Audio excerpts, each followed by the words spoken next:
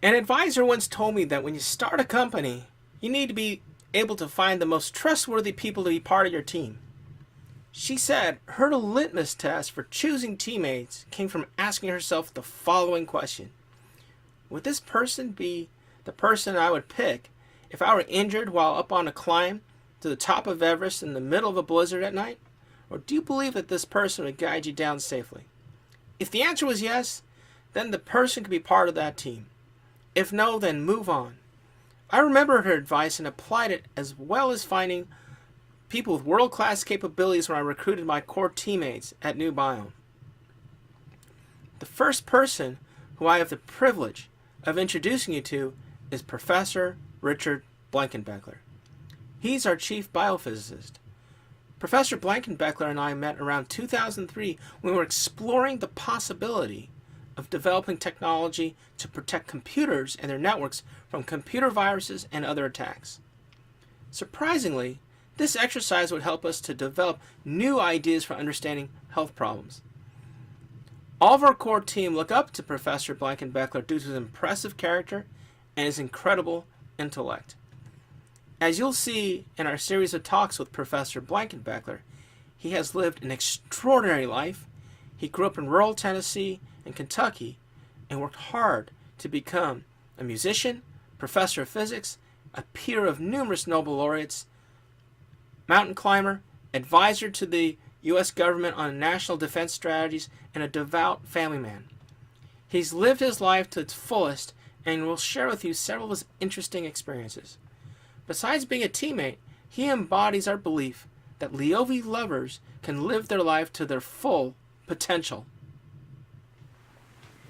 Okay, my name is Richard Blankenbecler, and I have been a physics professor for many years. I was at Stanford at their Linear Accelerator Center for 35 years. I was at Princeton for 12 years, and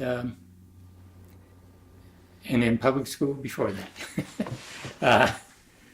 All right, my family background is my mother was one of 11 kids. My father was one of 10.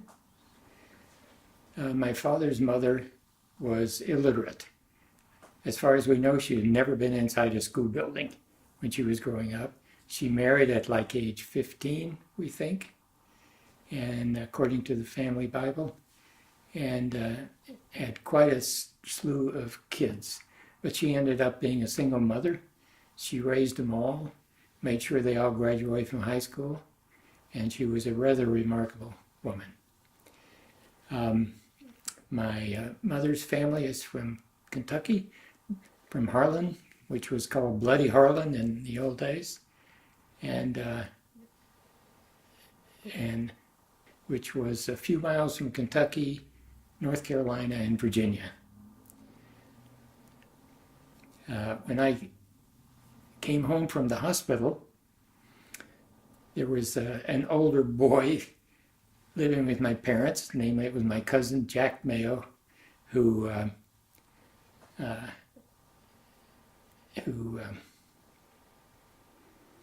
was having some family troubles. I don't know exactly what they were. I was kind of young at the time.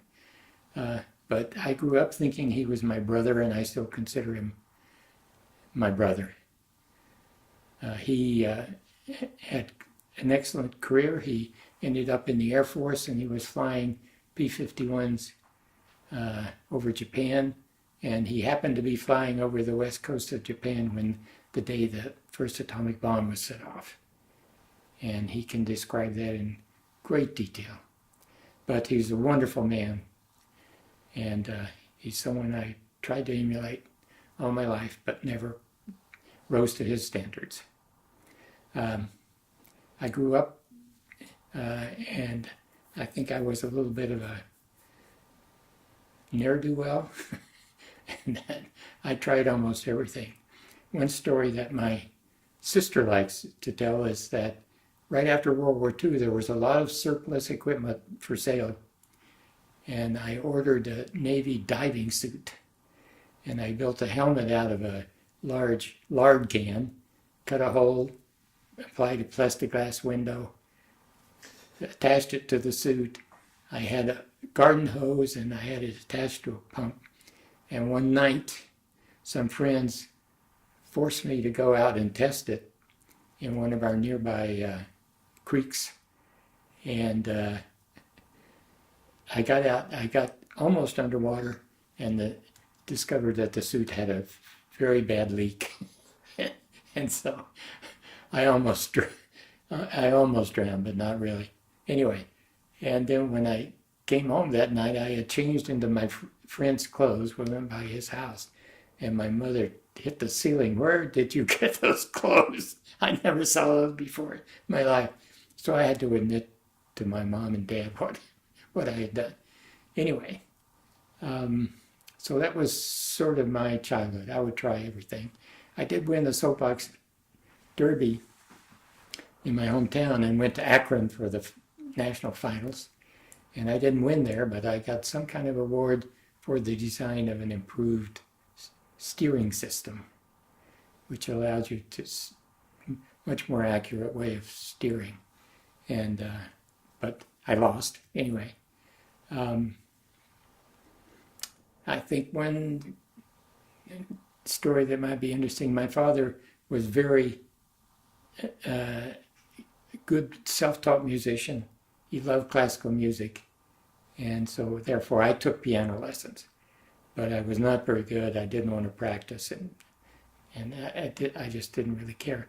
But one day, I was at my aunt's boarding house having lunch in the middle of the school day, and there was this distinguished gentleman sitting next to me, and an older couple sitting across from me.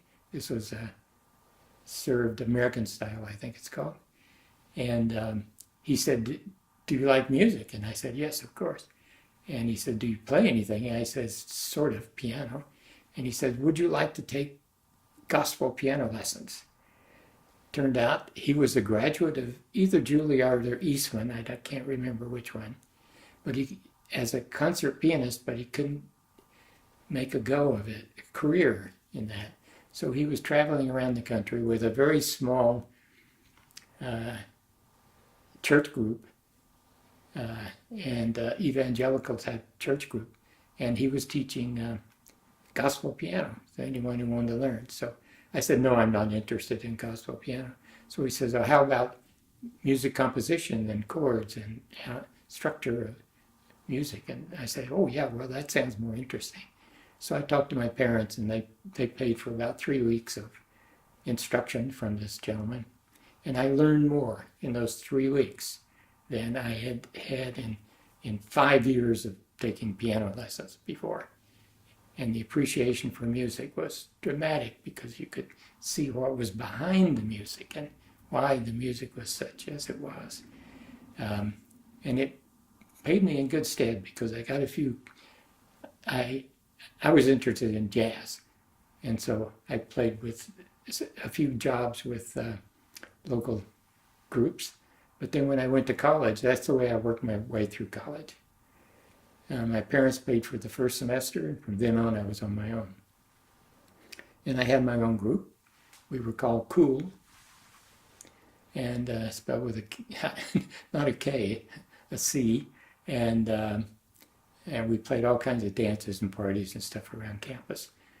And that's the way we made it through school. This was Miami, Ohio, in Oxford, Ohio. Great school and great physics department. I married between my junior and senior year. A wonderful girl, Lois Maine. And so during the senior year, to make a little extra money, she wanted to teach, but she had a lot of courses to get caught up on. And so she was going to school full time, and I had done most of the courses, so I had plenty of free time. So I got a job at Armco Steel Corporation in Middletown, Ohio, and every day I would drive over there and go to work and on the swing shift and come back. And anyway, that's the way we lived the senior year. And I may be the only person in history that's ever gotten into Stanford University, or maybe any other major university, in graduate school without ever having applied. I did apply, and I sent in my application, but since I didn't hear from them for a long time, I called up and found out that they never received it, or if they did, they lost it, or maybe I never mailed it. I don't know what. But anyway, and so my head of the department at Miami talked one of the professors at Stanford into just inviting me anyway. So I ended up at Stanford, even though I didn't deserve, and I really didn't have much physics backgrounds, but I sure got caught up fast. And that was my introduction to real physics. And Stanford was a great place for graduate students in those days. Great professors, and a great place to live, actually. So my wife then got a job teaching while I was in graduate school. And we had a daughter my last year of graduate study, and named Laurie. And so that made a full plate.